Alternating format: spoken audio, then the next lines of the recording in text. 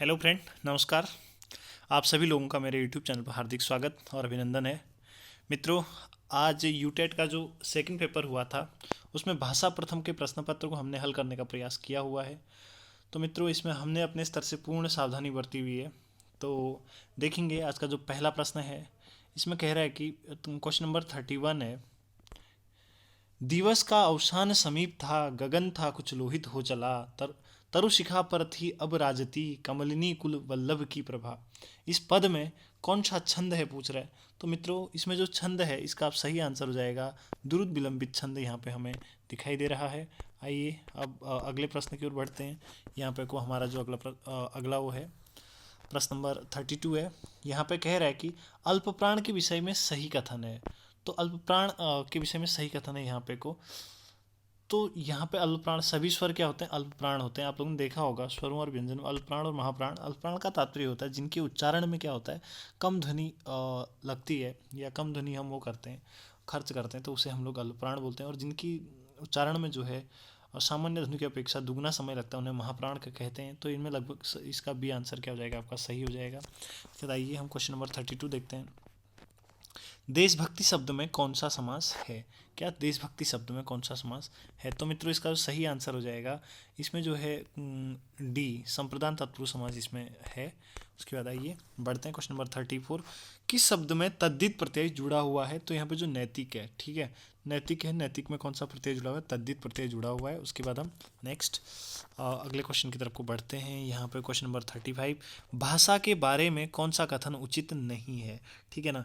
तो भाषा के बारे में जो उचित कथन है, भाषा जो है आनुवंशिक वस्तु है, भाषा आनुवंशिक वस्तु नहीं है, बल्कि ये कथन इसका क्या है, उचित नहीं है। बाकी सारे के सारे कथन सही हैं।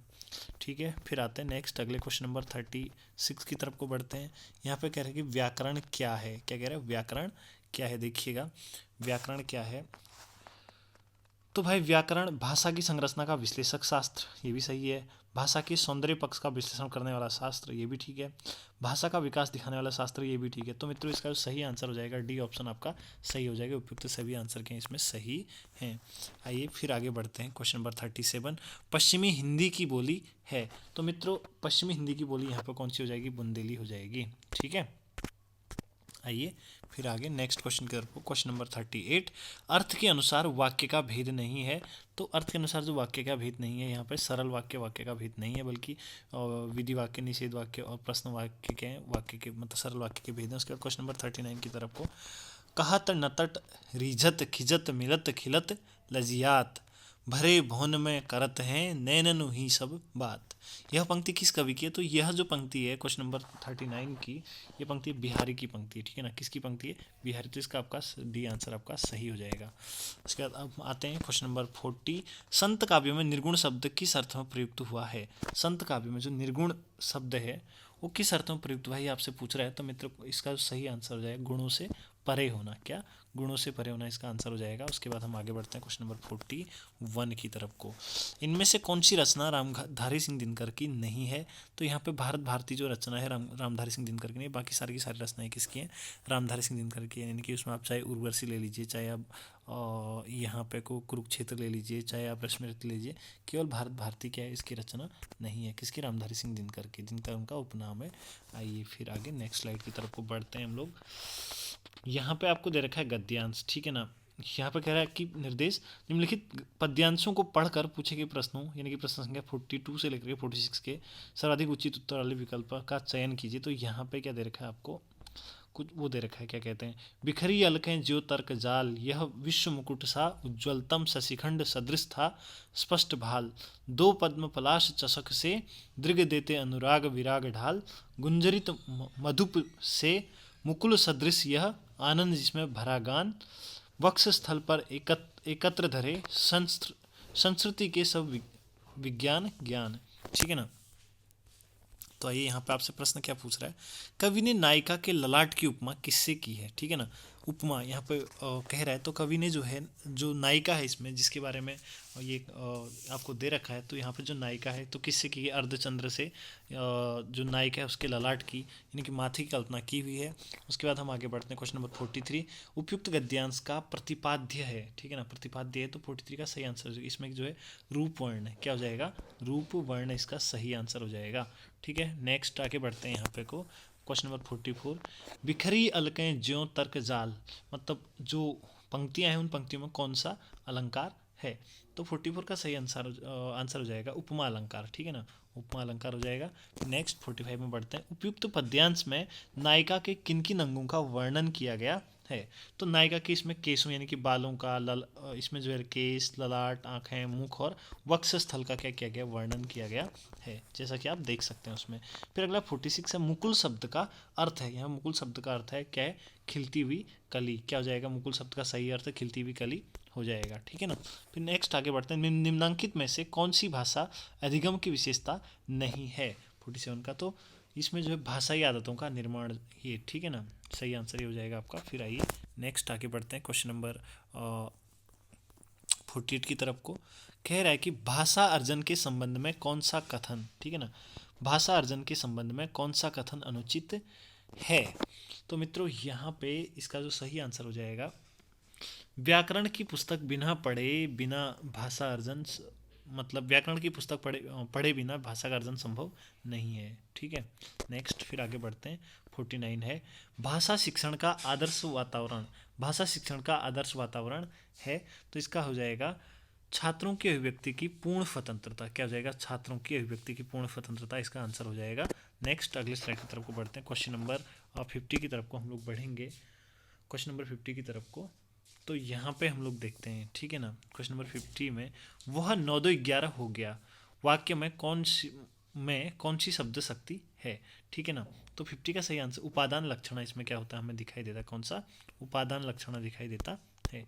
नेक्स्ट फिर ये है क्वेश्चन नंबर 51, यह देख गगन मुझमें लय है, यह देख पवन मुझमें लय है, मुझमें विलीन झंकार सकल, मुझमें लय है संसार सकल, इन पंक्तियों में कौन सा रस है, तो मित्रों 51 का जो आंसर है इसमें जो है शांत रस दिखाई देता है, कौन सा रस प्रतीत होता है, शांत रस, शांत रस, इसका डी आंसर सही हो जाएगा। फिर आगे बढ़ते हम लोग, क्वेश्चन नंबर 52, वह ऐसी बातें बनाता है मानो उसने कुछ भी न देखा हो, वाक्य में कौन सा काल है, ठीक है ना, तो 52 का सही आंसर हो जाएगा शांत रस, यानी कि सॉरी 52 का सही आंसर हो जाएगा संभाव्य भूतकाल, कौन सा संभाव्य भूतकाल, बी आंसर आपका सही हो जाएगा। फिर नेक्स्ट आगे बढ़ते हैं हम लोग यहाँ पे को 53, परमेश्वर शब्द में कौन सी संधि है, परम धन ईश्वर, ठीक है, और ई ऐ हो जा रहा है, तो इसका 53 का सही आंसर क्या हो जाएगा, गुण संधि इसमें क्या हो रही है, हमको प्रतीत हो रही है, ठीक है, गुण संधि। फिर आते हैं 53 के बाद 54 की तरफ को, कह रहा है निम्नलिखित गद्यांश को पढ़कर पूछे गए प्रश्नों का उत्तर दीजिए, सर्वाधिक सही कौन सा लग रहा है, तो इसमें डायरेक्ट गद्यांश नहीं पढ़ूंगा, आपका बहुत ज़्यादा टाइम खराब हो जाएगा, इसमें डायरेक्ट जो आंसर है मैं आप लोगों को बता देता हूँ। क्वेश्चन नंबर 54 है, 54 में देखिएगा, 54 कह रहा है आप लोगों से कि भाई जाति धर्म निर्विशेष मनुष्य की पहचान क्या है, ठीक है, तो 54 का आपका जो है सही आंसर यहाँ पे को हो जाएगा डी, सॉरी सी, जाति और धर्म की सीमा में बद्ध, क्या हो जाएगा, जाति और धर्म की सीमा में बद्ध हो जाएगा। नेक्स्ट आगे की तरफ को बढ़ते हैं, फिर क्वेश्चन नंबर आपका आता है 55 में देखेंगे यहाँ पे को, उपयुक्त गद्यांश के अनुसार हमारा समय कठिन है, ठीक है ना, उपयुक्त गद्यांश के अनुसार हमारा समय कठिन है, तो इसका सही आंसर हो जाएगा भैया बी, ठीक है ना, विभिन्न प्रकार के संकुचित स्वार्थों के कारण, ठीक है, अकॉर्डिंग टू जो आपको यहाँ पर गद्यांश दिया हुआ था उसके अनुसार इसका आंसर ये सही हो जाएगा।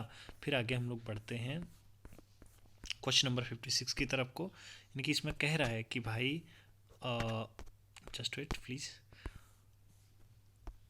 निम्नांकित में से, ठीक है ना, निम्नांकित में से कौन सा दलगत राजनीति का दुष्परिणाम नहीं है, ठीक है, तो भाई क्वेश्चन नंबर 56 का जो सही आंसर हो जाएगा ये हो जाएगा सच्चे त्याग और बलिदान पर संदेह करना, क्या सच्चे त्याग और बलिदान पर संदेह करना इसका सही आंसर हो जाएगा। नेक्स्ट फिर फिर आगे बढ़ते हैं क्वेश्चन नंबर 57। साहित्य को किस दृष्टि से देखा जाना चाहिए? तो साहित्य को हमेशा जो है समाज की दृष्टि से देखा जाना चाहिए। ठीक है, समाज का दर्पण ही साहित्य होता है, जैसे कि आप सभी लोग जानते हैं।